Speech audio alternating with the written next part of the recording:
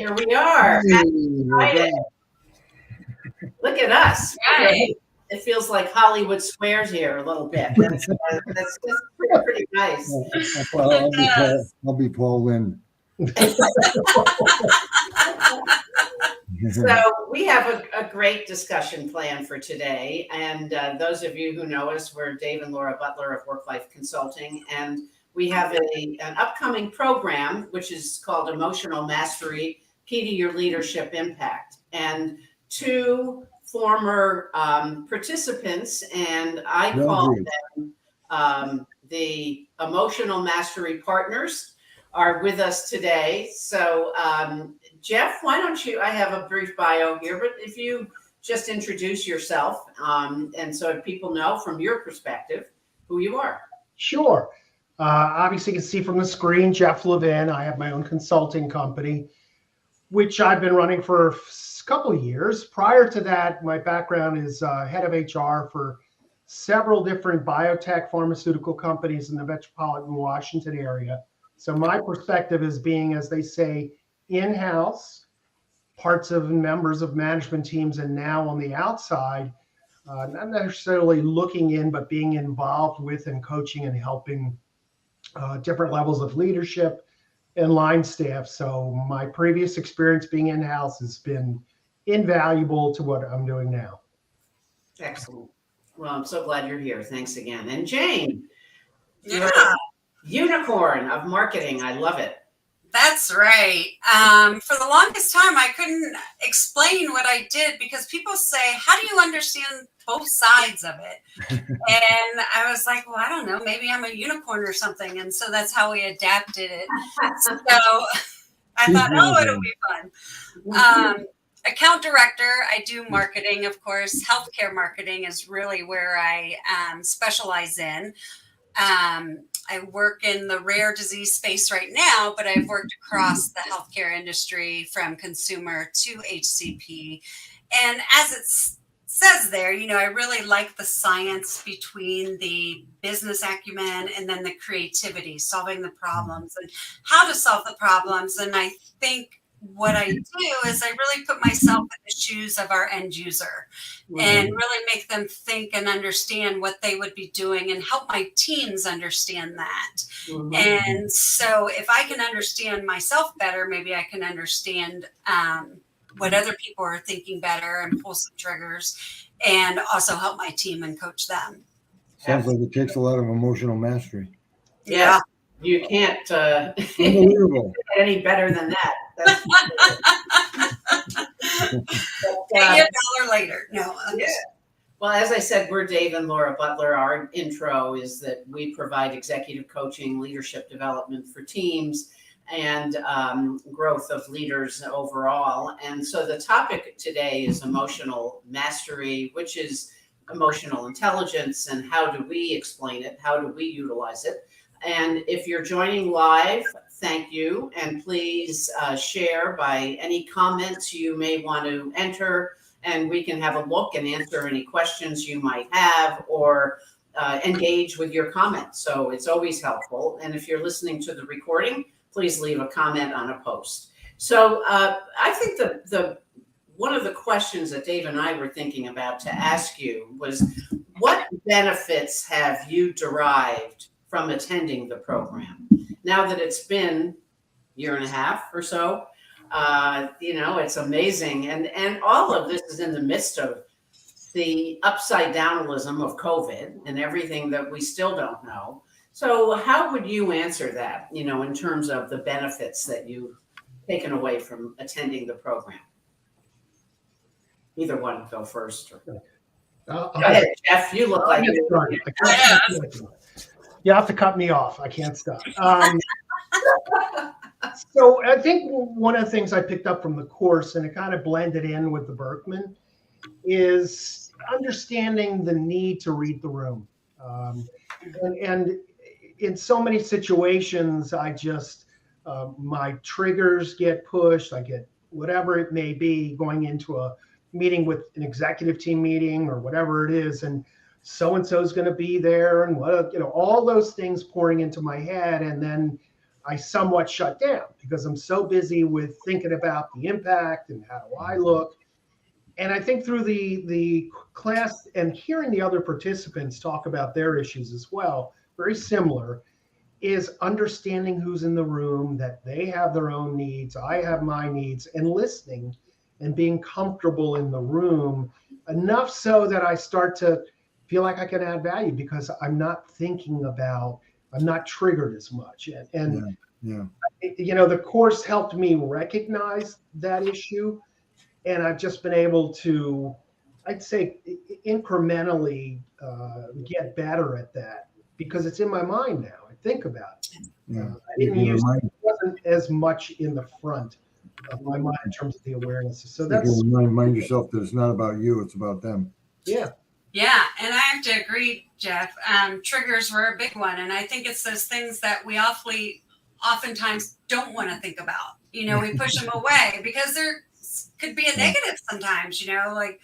And Jeff, you said it, reading the room. And whenever I'm in situations where I'm talking with a client and the client and I don't agree, if I don't read her body language or put myself in her state, then I might not pick up of really what the problem is. Exactly. And so I think understanding that is really, really helpful and has helped me ever since because I'm like, wait, stop. You're thinking about your answer, Right. not the rationale behind why she's thinking of it this way. Yeah. Well, Dave, it reminds me of one of the newish reports within Berkman is image management.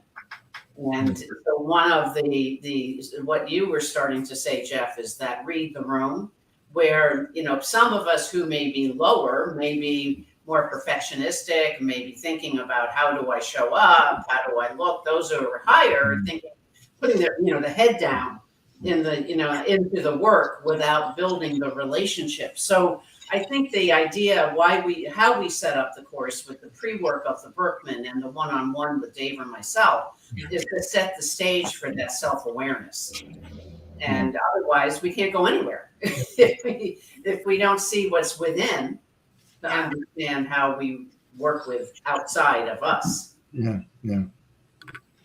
Anything, Dave, you'd add to that? Well, I'm just going to say, it's something we've always said with the work is that you can only go as far out there as you go in here. Mhm. So the real focus of the emotional mastery course was to say, okay, let's go in here. Let's figure out what's going on here so that I don't have to be, so caught up in myself. And it allows me to be able, as you, Jane, you talk about being able to put yourself in the other person's shoes. We all recognize the idea there, and it sounds great, but how do you really do it? It's hard to do that until you have some practice and some rehearsal. Mm-hmm. Yeah, or even, talk to them or take them to lunch. I've always told my teams that if you ever come into a conflict or things aren't right, go to lunch with someone, find out more about them and what triggers them. And, I've also, where I'm in meetings now, I'm more aware if someone is super, super quiet and someone's over, commands the room, that I go back to the person who was quiet and understand, are they a quiet person in nature? Do they have to think a lot about things and then give response? Because what I don't want to do, and I used to do, would call out people like, oh, Jeff, why are you so quiet? What's your opinion? Well, then they kind of go, oh, what am I doing? I don't want to answer that. So yeah, they hide. And so I make sure that I either loop back around with people and say, hey, what are your thoughts about that? How do you like when you're in meetings? What do you want to do? And how do you respond? Because then I know. Yeah, exactly. Well, and the other thing that, we've known about emotional intelligence for years and years and years, but to really tap into how do you utilize it, and we think we know until we start to see, well, there are 5 domains that expand the thinking. So I'm wondering if either of you was that kind of a surprise, or had you experienced the different pieces and domains of emotional intelligence before? Jeff? Well, prompt me a little, Laura, with the different 5 domains. Yeah. Well, the 5 domains, meaning that when you first came into the course, were you thinking, oh, I know about emotional intelligence, or was it still a new kind of idea? it was still a new idea. I understood the concept, had read a few articles and knew what it was about, but certainly didn't kid myself to say I really know what emotional mastery is. No. Yeah. And just the modules and going into it and the different aspects of emotional mastery, it just gets you thinking. And again, the whole leadership aspect of the blind spots, there are so many. And as a leader, you can't afford to have that many blind spots. So that's what really helped me. Right. Yeah, and I think the subject of triggers too, Jeff. Maybe I know you've had some experiences lately with a couple of leaders that brought you right up close with the triggers. I thought maybe you might be able to speak a little bit to that. How have you been able to recognize that and been able to work with the clients? Well, to that point, I had a recent experience where it made me realize how important it is to recognize the triggers or read the room. It was in a management meeting with a group of people, and I was watching as the senior level executives were speaking and their direct reports were listening or variations of listening and responding and taking it in. And it made me realize, you have to understand the executives. It's the culture, the place, and where people feel they fit in, and the safety to disagree. I picked up on that, and I hadn't as much as I do now in the past. But Dave, back to your point, just really looking at some of the issues that I've been dealing with a couple of the executives and the image management piece from the Berkman. One of the people I deal with, it was just extremely important that their image was the most important thing. How other people saw this individual, their importance, their title, and like it or not, to understand what that means and what it meant to the people in the audience was the key for me. Mm-hmm. It wasn't about, they're overdoing it or they shouldn't, that's who they are. Their image is extremely important. And if you can feed that image, if you can, to a degree, okay, you're in charge without necessarily using those words, but it helps them calm down. They don't feel they do recognize that I'm the boss. Doesn't matter if they're the boss, their title, as long as you can enable that conversation. And to me, that's what I was trying to do. Got to enable the conversation. Got to get other people to talk and listen. But if this person, if their need to be recognized supersedes everything else, you're not going to have a conversation. Yeah. So, I'm still not there. But those are the kind of things that this course is helping me to see. Yeah. That reminds me of a question of maybe Jane, you can answer is, what were you thinking when you said yes? Were there questions that you had about the course? What came to mind, or were you just ready to, I want to jump in and find out what this is all about? Probably a little bit of both. I mean, I think I'm a person that loves digging in deep and finding out about people, but then there was a little bit of nervousness because I was like, what am I going to find out? What if people really don't like me? What am I doing? And I find out this information, then what do I do with it? But I think it's the opposite. And I think it's, Jeff, it also, like you said, the people in our group and the sharing, and we all had very similar situations, but we were all in various different backgrounds, but it kept surfacing up to some of the same things. So I think that put me at ease after I started. But you're right. It's what am I going to learn about myself, and can I accept it? And once we got into it, I was like, well, this isn't hard. I just got to do things here and there. And I never went home and cried in my pillow or anything. So it's all working. No, but I think, to your point, I think how we designed the program was to have a cohort who, I think one of the most important things of this kind of work is to get the feedback from peers in the group, and then have some time to work through that, think about how do I use that. What is the impact it will have on my relationships, business and professional, moving forward? So, one of the questions I have for you, Jane, is I know you started a new job pretty, close, right around the time we were doing the course or just after. Did you find that you had a different way of getting acclimated to the new job and the new people and the remoteness? And I mean, there's a lot there. Yeah, absolutely. I went in, working from home is, of course, just a challenge in itself. But I went in when I had my meetings with the individual people, really asking better questions, really understanding how they like to work, what is maybe, do they have a trigger that they know of, or also inviting them to say, if I ever do anything in a meeting or anything that wasn't right or kind of put you off or was great, share that with me, because I'm still trying to learn about myself and I need that feedback, and you're not going to hurt my feelings for it. So you help them to learn about you as well. Yes, exactly.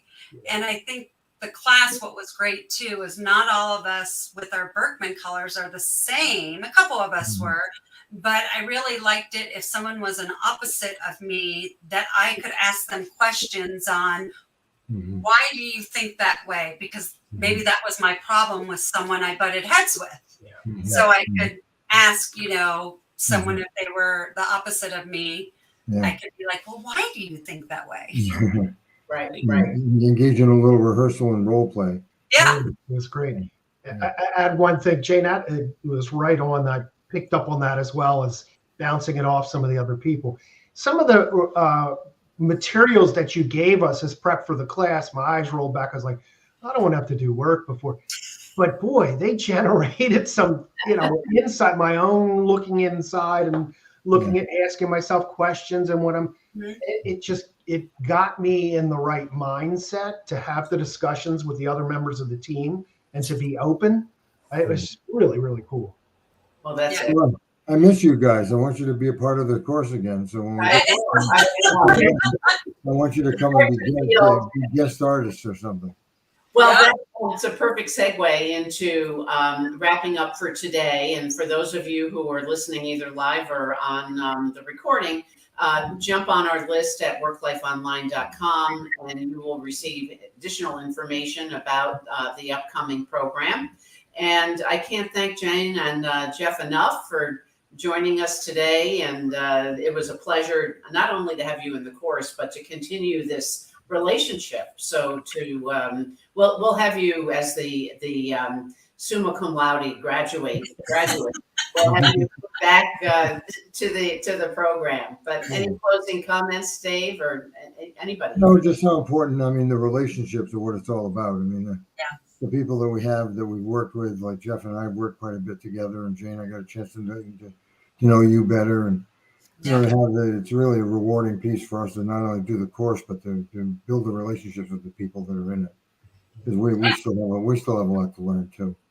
Yeah, and it's an ongoing thing. That's what I like, is that I could reach out and say, I'm struggling in this area. Do you got any tips? And you can point me right back to some of the modules. Go read this module. And I'll be like, yes, that's it. Exactly. And so thank you both, and a great dialogue. We'll have you back again, and have a great rest of the day. And we'll close as we usually do with our good friend Elliot Lewis. Have a little music for closing Friday. Thanks again.